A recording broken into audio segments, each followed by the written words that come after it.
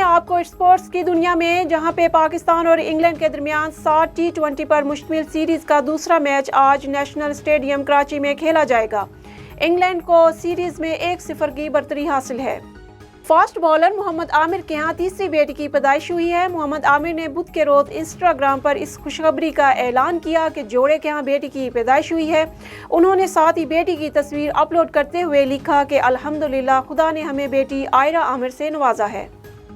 Pakistan junior league PJL کا افتتاحی edition 6 اکتوبر سے قذافی اسٹیڈیم میں کھیلا جائے گا۔ پاکستان کرکٹ بورڈ PCB کے جاری کردہ اعلامیہ کے مطابق افتتاحی میچ میں گجرانوالہ جائنٹس اور مردان وارئرز مد مقابل ہوں گے، جبکہ ٹورنامنٹ سنگل لیگ کی بنیاد پر کھیلا جائے گا۔ اسی طرح ڈبل ہیڈر میں پہلا میچ 3:30 اور دوسرا میچ رات 8 بجے شروع ہوگا، جبکہ ٹورنامنٹ کا فائنل 21 اکتوبر کو کھیلا جائے گا۔